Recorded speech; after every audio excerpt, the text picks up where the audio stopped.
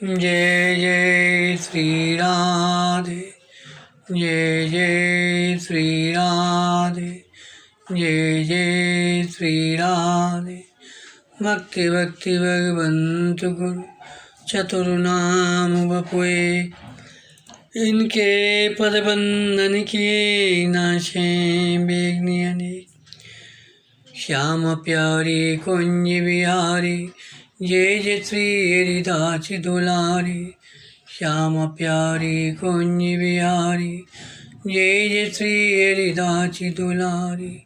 श्याम प्यारी कुंज बिहारी, जय जय श्री हरिदास दुलारी। आज की कथा में श्रीमद् भागवत के 10वें स्कंद के 89वें अध्याय में वर्णित भृगु जी के द्वारा त्रिदेवों की परीक्षा की कथा सुना रहे हैं।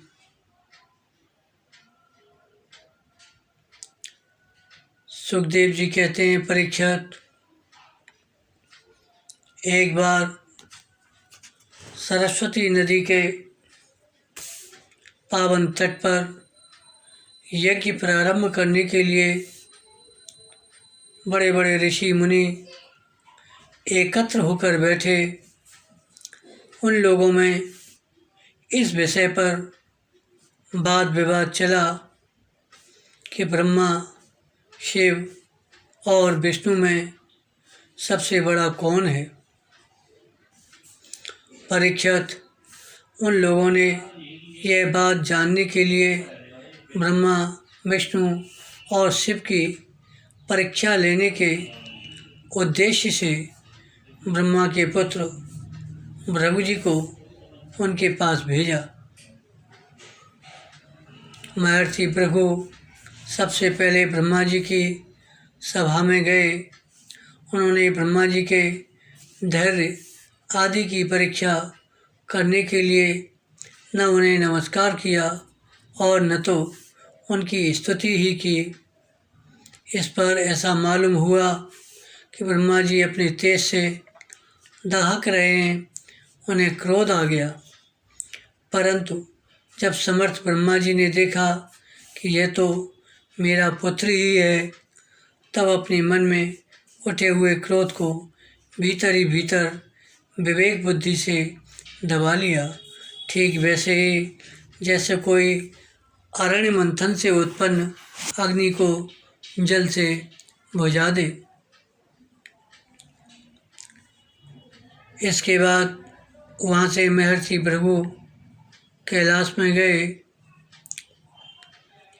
देवादिदेव भगवान शंकर ने जब देखा कि मेरे भाई भृगु जी आए हैं, तब उन्होंने बड़े आनंद से खड़े होकर उनका आलिंगन करने के लिए भुजा फैला दी, परंतु महर्षि भृगु ने उनसे आलिंगन करना स्वीकार न किया और कहा, तुम लोक और वेद की मर्यादा का उल्लंघन करते हो, इसलिए मैं तुमसे नहीं मिलता। भृगु जी की यह बात सुनकर भगवान शंकर क्रोध के मारे तिलमिला उठे। उनकी आंखें चढ़ गईं। उन्होंने त्रिशूल उठाकर महर्षि भृगु को मारना चाहा, परंतु उसी समय भगवती सती ने उनके चरणों पर गिरकर बहुत अन्य विनय की और किसी प्रकार उनका क्रोध शांत किया। अब महर्षि भृगु जी भगवान विष्णु के निवास स्थान वैकुंठ में गए। उस समय भगवान विष्णु लक्ष्मी जी की गोद में अपना सिर रखकर लेटे हुए थे। भृगु जी ने जाकर उनके वक्षस्थल पर एक लात कसकर जमा दी। भक्तवत्सल भगवान विष्णु लक्ष्मी जी के साथ उठ बैठे और झटपट अपनी सैया से नीचे उतरकर मुनि को सिर झुकाया, प्रणाम किया। भगवान ने कहा, ब्राह्मण, आपका स्वागत है, आप भले पधारे। इस आसन पर बैठकर कुछ क्षण विश्राम कीजिए। प्रभु, मुझे आपके स्वागमन का पता न था, इसी से मैं आपकी अगवानी न कर सका, मेरा अपराध क्षमा कीजिए। महामुनि, आपके चरण कमल अत्यंत कोमल हैं। यूँ कहकर भृगु जी के चरणों को भगवान अपने हाथों से सहलाने लगे और बोले, महर्षि, आपके चरणों का जल तीर्थों को भी तीर्थ बनाने वाला है। आप उससे वैकुंठ लोक, मुझ और मेरे अंदर रहने वाले लोकपालों को पवित्र कीजिए। भगवान, आपके चरण कमलों के स्पर्श से मेरे सारे पाप धुल गए। आज मैं लक्ष्मी का एकमात्र आश्रय हो गया। अब आपके चरणों से चिन्हित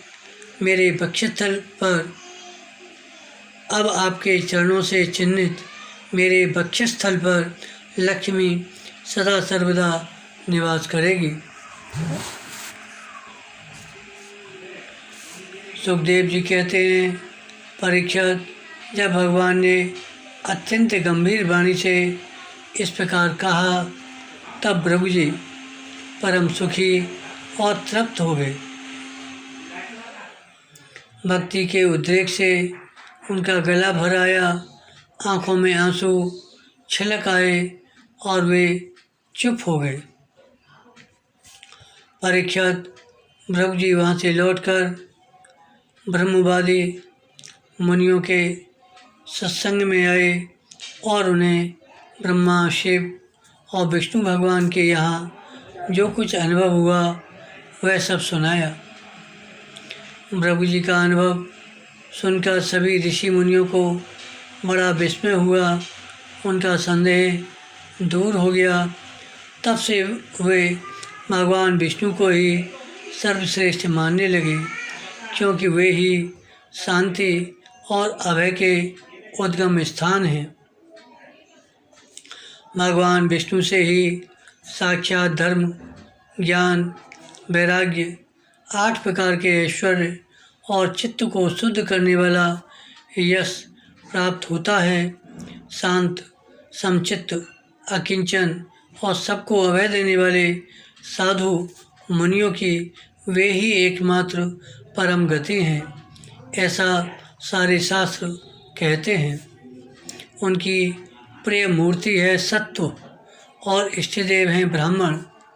निष्काम, शांत और निपुण बुद्धि, विवेक संपन्न पुरुष उनका भजन करते हैं। भगवान की गुणमयी माया ने राक्षस, असुर और देवता, उनकी ये 3 मूर्तियाँ बना दी। इनमें सत्वमयी देव मूर्ति ही उनकी प्राप्ति का साधन है। वे स्वयं ही समस्त पुरुषार्थ स्वरूप हैं। सुखदेव जी कहते हैं, परीक्षित, सरस्वती तट के किनारे ऋषियों ने अपने लिए नहीं, मनुष्यों के संशय मिटाने के लिए ही ऐसी युक्ति रची थी।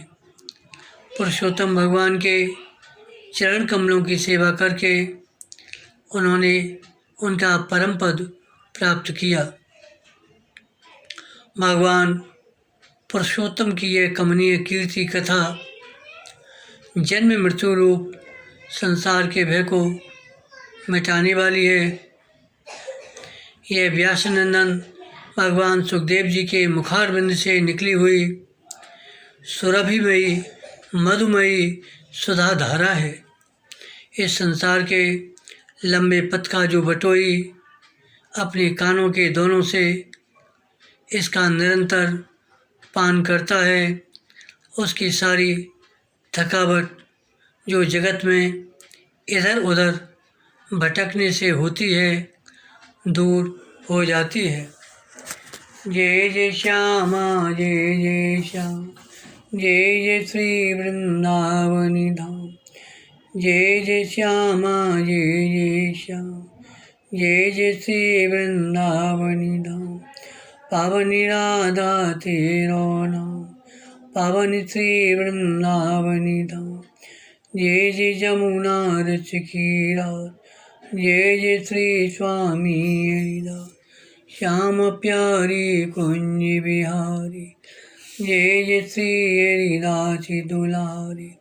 श्याम प्यारी कुंज बिहारी, जय जय श्री हरिदासी दुलारी, श्याम प्यारी कुंज बिहारी। जय जय श्री हरिदासी दुलारी।